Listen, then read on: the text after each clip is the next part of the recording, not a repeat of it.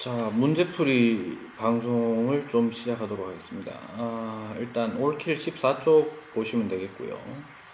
간단한 문제들은 여러분들이 직접 풀어보시는 게 나을 것 같습니다. 그래서 문제 숫자도 꽤나 좀 많은 편이고 제가 필터링을 좀 했습니다만은 그래도 문제 숫자가 좀 꽤 되는 것 같습니다. 그래서 첫 번째 파일에서는 일단 지구과학 영역에 대해서 좀 얘기를 하고요. 물리 영역은 이미 그 촬영을 통해서 유튜브에 업로드 되어 있는 상태입니다. 참조하셔서 보시면 되겠습니다. 먼저 14쪽 왼쪽 위에 유형 1, 그림가와 나는 우주의 진화를 설명하는 서로 다른 이론의 모형이다. 일단 보시면 가나 나나 모두 우주의 크기가 팽창했습니다. 커졌죠. 근데 가는 처음에 구성원들 그대로, 즉 질량이 유지되는 상태고요. 나인 경우에는 질량이 늘어났습니다. 그래서 여러분들이 충분히 얘기할 수 있는 게 가 상황이 빅뱅 우주론에 해당하는 거고 나 상황이 정상 우주론입니다. 주의하실 점은 정적 우주론이라면 이 우주의 크기가 변하지 않아야 됩니다. 그거를 여러분들이 조금 주의하시면 될 것 같고요.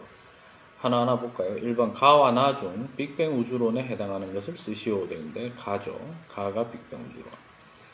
2번 가에서 우주의 밀도와 질량의 변화 경향을 쓰시오. 질량은 변하지 않고 부피는 커졌고 밀도는 부피분의 질량이니까 가는 밀도는 감소했고 질량은 유지되었다. 이렇게 하시면 되겠습니다. 혹은 일정하다. 이렇게 하시면 되고요.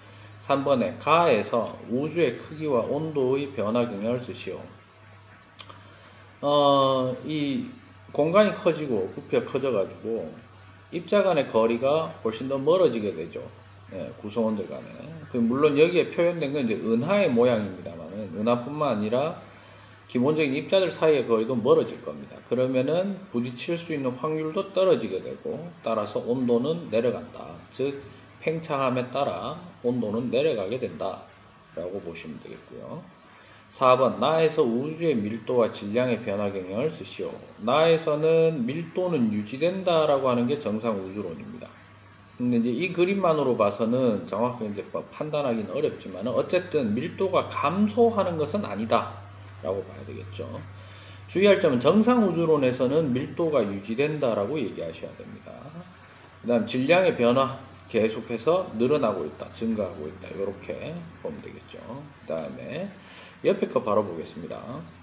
그림은 우주 초기에 물질이 생성되는 과정을 나타낸 것이다. 빅뱅, 쿼크, 원자, 핵, 원자, 분자. 여기서 기억할 거. 가나다 모두 어떤 타이밍이 있는데요. 뭐 다른 건 기억하실 거 없고 원자가 최초로 형성되는 시기가 빅뱅으로부터 약 38만 년 되는 시기다 라고 보시면 되겠습니다. 그 다음에 쿼크가 합쳐져서 3개씩 합쳐져서 양성자와 중성자를 만들게 되고요. 그러니까 양성자도 쿼크 3개, 중성자도 쿼크 3개로 만들어집니다. 그리고 나서 양성자와 중성자가 만들어지고 난 다음에 양성자와 중성자가 합쳐져서 원자 핵을 만들게 되죠. 따라서 1번 가에서 나 과정과 나에서 다 과정 중 요 사이와 요 사이 중에서 양성자와 중성자가 생성된 것은 가나 사이, 요 사이에서 만들어졌다라고 보시면 되겠고요. 그 다음에 2번 다 시기에 생성된 원소의 종류를 쓰시오. 38만 년이 되었을 때 원소는 수소와 헬륨 두 종류만 발생했습니다. 그 다음 3번 빛이 자유롭게 직진할 수 있게 된 시기 역시 다 이후로 가능해집니다. 그 다음에 4번 우주 배경 복사가 방출된 시기, 즉 빛이 자유롭게 직진했던 것이 바로 다른 말로 표현하면은 우주 배경 복사가 방출된 시기다. 이렇게 보시면 되겠네요. 밑에 이 두 문제는 여러분들이 한번 풀어보시면 되겠습니다. 자, 그 다음 페이지는 15쪽입니다. 15쪽에서 보셔야 될 문제는 제가 이제 표시해 놓은 게 3번이죠. 3번은 빅뱅 우주론과 정상 우주론의 모형을 나타낸 거다. 이렇게 모식도로 나타낸 건데요. 그래서 공통점을 설명하시오 라고 되어 있는데 차이점도 한번 써보시는 것도 괜찮을 것 같습니다. 차이점부터 보면 얘는 질량이 개수가 일정하니까 질량이 유지된다. 일정하다. 얘는 질량이 늘어났다. 둘 다 공통점이라고 하면은 퍼져 있는 공간의 크기가 늘어났다라는 점. 그게 공통점이겠죠. 또 차이점은, 다른 차이점은 얘는 공간이 늘어난 만큼 질량은 늘어나지 않고 유지되었기 때문에 밀도는 감소했고, 따라서 부딪히는 횟수가 줄어드니까 온도는 감소할 것이다. 요 상태일 때보다 요 상태일 때. 그다음 나 상황인 경우에는 밀도가 유지되었기 때문에 온도도 떨어지지 않고 유지된다라고 봐야 되겠죠. 그래서 여러분들이 이 문제를 보시고 공통점이라고 한다면 둘 다 팽창 우주론이다. 이렇게 쓰실 수 있을 것 같습니다. 나머지 문제도 꼭 한번 읽어는 보시고요. 자, 그 다음 문제는 차례대로 볼까요? 네, 7번. 페이지는 16쪽입니다. 다음은 빅뱅 초기 우주에서 양성자와 중성자의 변환에 대한 설명이다. 빅뱅 직후 10의 마이너스 6승초가 되었을 때 우주의 온도는 10의 13 켈빈이 되었고 위 커크와 아래 커크가 결합하여 양성자와 중성자가 생성되었다. 이때 중성자가 에너지를 요게 이제 중성자가 양성자로 변환되는 거하고 양성자가 중성자로 변환될 때 어떤 에너지 출입이 있느냐라는 건데요. 중성자가 양성자로 될 때는 에너지를 방출하게 됩니다. 그 다음에 양성자가 반대로 중성자로 변환될 때는 에너지를 흡수해야 됩니다. 따라서 중성자에서 양성자로 변환되는 것은 좀 쉬워요. 상대적으로. 그러나 양성자가 중성자로 되려면 충분한 온도가 유지되어야 되는데 처음에는 온도가 이만큼 높았습니다만은 점차 우주가 팽창하면서 온도가 점점 낮아지다가 그러니까 어느 정도까지는 중성자가 양성자 되고 양성자가 중성자 되는 게 거의 비슷하게 일어났기 때문에 양성자 개수 대 중성자 개수가 1대1로 유지되고 있다가 어느 일정 온도 아래로 내려가기 시작하면 이제 양성자가 중성자로 변환되는 것이 힘들어지겠죠. 에너지를 흡수할 수 있는 주변의 열 에너지가 충분하지 않기 때문에 따라서 시간이 지나면서 점차 중성자 수보다 양성자 수가 많아지게 되었고 헬륨 원자핵이 만들어지기 시작할 무렵 양성자 수와 중성자의 수의 비율은 약 7대1이 되었다라고 되어 있습니다. 그죠? 그래서 방금 설명드렸듯이 기억에는 에너지를 방출, 니은은 흡수 이렇게 됩니다. 따라서 중성자 개수가 줄어들 수밖에 없다. 상대적으로. 그리고 가와 같은 현상이 일어나는 것은 충분한 온도가 이제 만족되지 못하기 때문이죠. 충족시키지 못하기 때문이다. 그렇게 좀 설명하시면 되고 여러분들이 알고 있으면 되겠습니다. 자, 그 다음에 8번. 그린 가와 나는 초기 우주에서 양성자와 중성자의 개수 분포 변화를 나타낸 것이다. 가에서는 양성자 A, 빨간색이고요. B가 중성자인데 거의 1대1이었는데 여기 개수 헤아려 보시면은 한 줄만 볼까요? 하나, 둘, 셋, 넷, 다섯, 여섯, 7개 대 1개, 7대1로 변했죠. 예, 방금 설명드린 겁니다. 바로 보겠습니다. 기억. 가 시기가 나 시기보다 먼저다. 예, 온도가 어느 정도 유지되고, 좀 높았던 시절이죠. 물론 온도는 내려가고 있지만, 그러다가 일정 온도가 지나가면서 이제 더 이상 양성자에서 중성자로 변환되는 것은 힘들고 에너지 흡수가 하기 어려우니까, 중성자에서 양성자로 에너지를 방출하는 것은 주변 온도가 낮아도 가능한 거니까 이렇게 변했다라는 겁니다. 기억은 맞고요. 니은. 우주의 온도는 가 시기가 나 시기보다 높았겠죠. 그래서 니은은 틀렸고. 디귿. 나의 분포로 생성될 수 있는 수소와 헬륨 원자핵에 주의하셔야 되죠. 개수비는 일단 헬륨 원자핵이 만들어지려면 양성자 2개와 중성자 2개가 필요합니다. 따라서 여기 중성자 2개가 모두 헬륨 핵을 만든다고 가정하면 양성자 2개도 헬륨 원자핵을 만들었겠죠. 그럼 요 놈들을 제외한 나머지 12개의 양성자가 모두 수소 원자핵이 되는 것이기 때문에 개수비는 12대 1이 되는 거죠.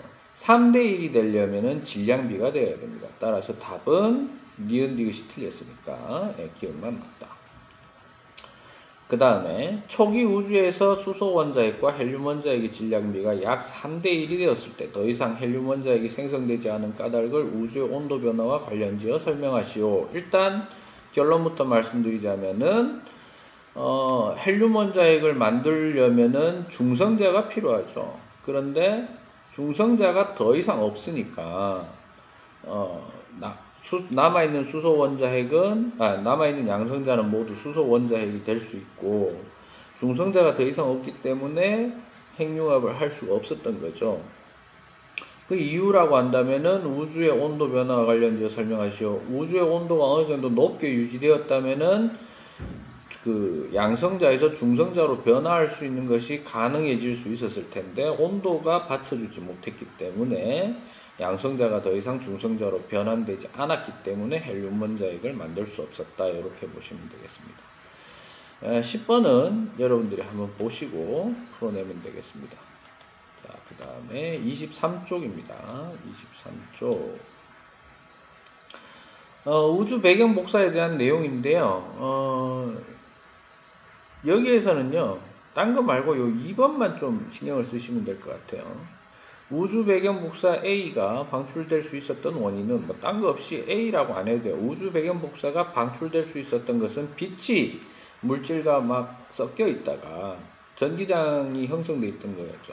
그런데 원자라고 하는 입자가 형성되면서 전기적으로 중성이 되고 따라서 빛이 자유롭게 나아갈 수 있었기 때문에 그때부터 우주는 투명한 우주가 됩니다.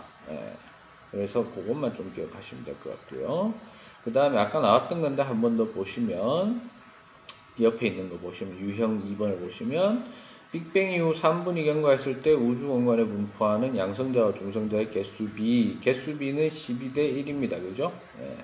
그러니까 아니요. 12대 1이 아니라 7대 1입니다. 그죠? 7대 1. 양성자와 중성자는 1번 양성자 한 개와 중성자 한 개의 질량비를 쓰시오 되어 있는데 각각 한 개 놓고 보면 거의 비슷해요. 그런데 이제 중성자가 약간 더 크다라는 정도 알고 계시면 되고 요 상황일 때 생성될 수 있는 수소 원자핵과 헬륨 원자핵의 개수비는 아까 전에 말씀드렸듯이 12대 1이고요. 수소와 헬륨의 질량비는 3대 1 되겠습니다. 주의하실 점은 양성자와 중성자의 개수비를 묻는 것인지 아니면 수소 원자핵과 헬륨 원자핵의 개수비를 묻는 것인지 아니면 수소와 헬륨의 질량비를 묻는 것인지 그거를 좀 주의를 하셔야 될 것 같아요.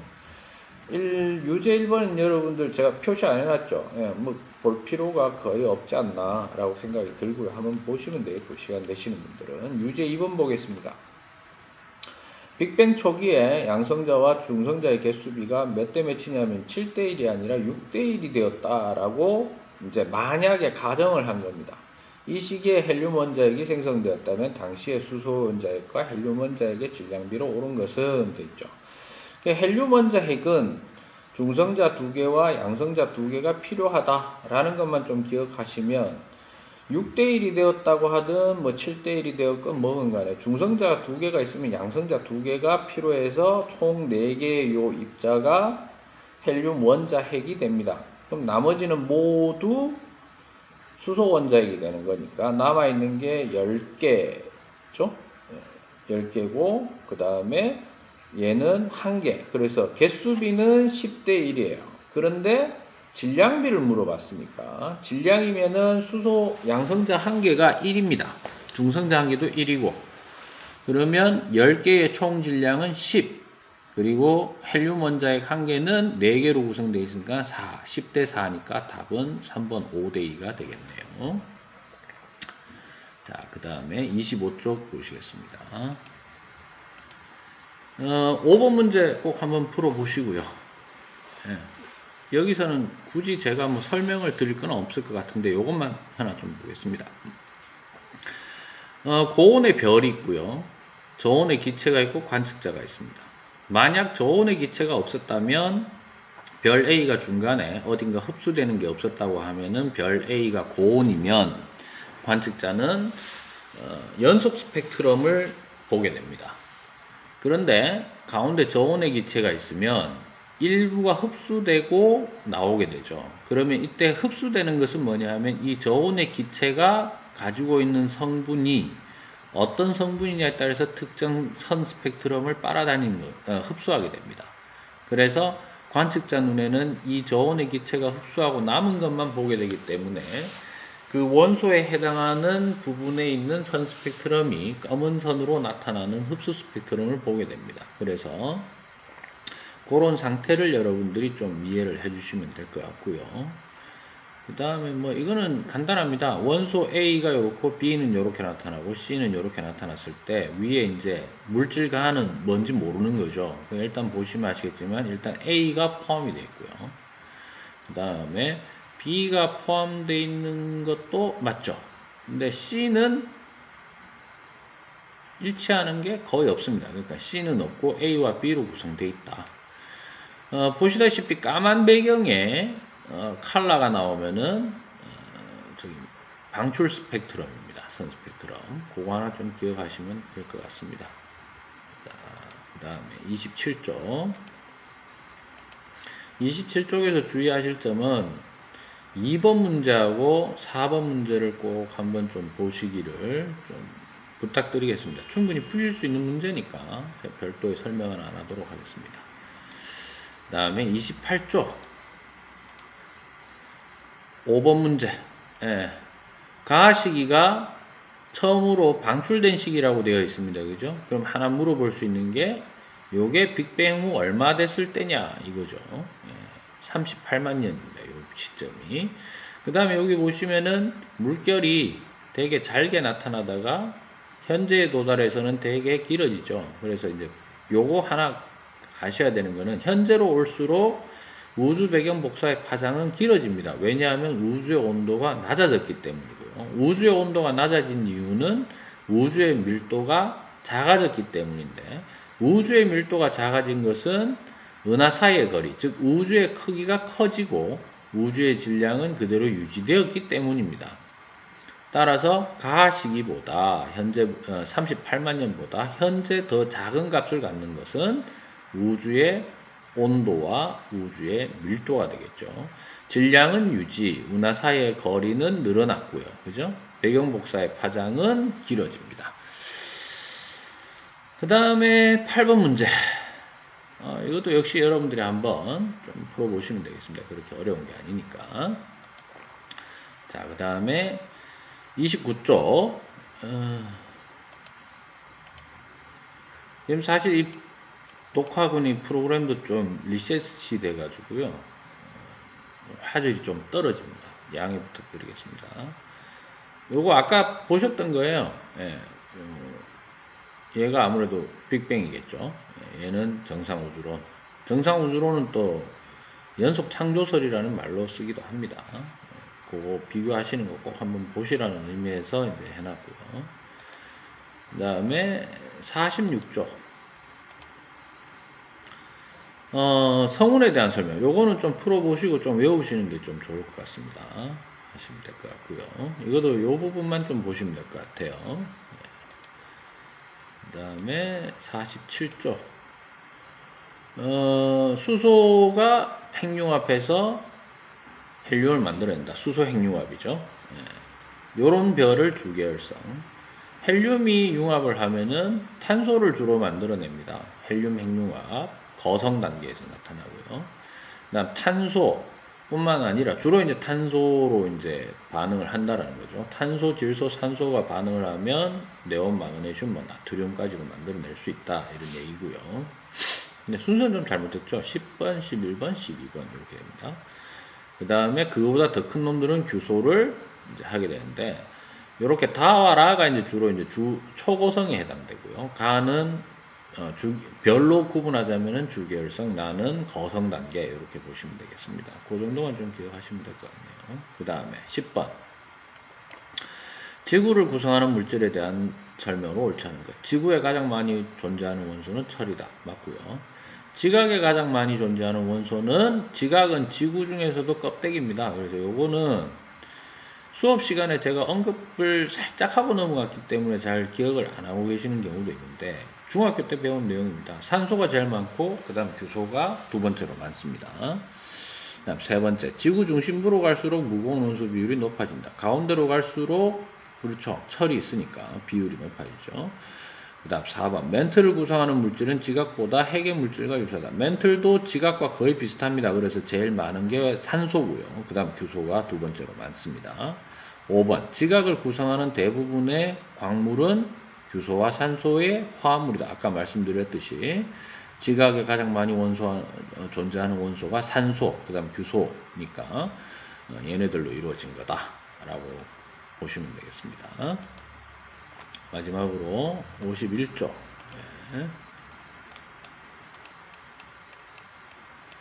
진화 과정이죠. 요렇게 되는 건 태양과 비슷한 거고요. 그 다음 요거 두 개는 어쨌든 초고성으로 갑니다. 질량이 되게 크다라는 얘기죠. 요거는 굳이 두 개로 왜 나눴는지 모르겠어요. 통합과학에서는 굳이 필요 없는 건데 질량이 C가 제일 큽니다. 그래서 가운데 남는 놈이 아주 강한 중력을 가지는 천체가 나타난다 이런 거죠. 그래서 질량이 큰 경우에는 초인선 폭발로 철보다 무거운 원소도 만들어내고, 또 하나 이것을 통해서 주변의 다른 별을 만들 수 있는 성운에 영향을 줄 수 있다. 이렇게 생각하시면 되겠습니다. 기억해 보시면 A, B, C 모두 중심부에서 헬륨 핵 반응이 일어난다. 핵융합 반응이 일어난다. 되어 있죠. 좀 애매하긴 한데요. 잠시만요. 예. 그 헬륨 핵융합 반응이 일어나는 건 중심에서 일어나는 건 얘예요. 그러니까 얘네들은 중간에 헬륨 핵융합 반응이 일어나다가 헬륨 핵이 바깥으로 나가게 됩니다. 그래서 그거를 아마 묻는 것 같고요. 그 다음 A는 C보다 수명이 짧다 돼 있는데 질량이 얘가 제일 작고 그 다음 얘고 그 다음 얘가 제일 큰데 별은 이건 굳이 알 필요는 없거든요. 수명이 질량이 클수록 짧아요. 그래서 이유는 틀렸어요. 디귿, 적색 거성은 백색 외성보다 밀도가 작다. 적색 거성이 상당히 좀 작은 편에 속하고요. 얘네들 세 개 놓고 보면 밀도가 얘가 제일 크고 그 다음 얘가 두 번째고 얘가 세 번째입니다. 그래서 그런 형태로 여러분들이 좀 보시면 되겠습니다. 이번 중간고사 내용에서 일단 지구과학 분야에 대한 것은 여기까지입니다. 화학하고 생명과학은 아무래도 지금 시간이 오늘 4월 29일인데요. 4월 29일 오후 3시쯤인데 제가 지금 쉬는 시간에 하고 있는데요. 아마도 금일 밤중에 올라가지 않을까 싶습니다. 그런데 크게 뭐 생명과학 파트도 뭐 어려움은 없고요. 여러분들이 제가 이제 강조하는 부분에서 좀 개념 학습을 좀 하신다고 좀 생각하시면 되겠습니다. 그래서 이런 형태로 좀 진행된다는 거 아시고 여러분들 중간고사 잘 치르기 바랍니다.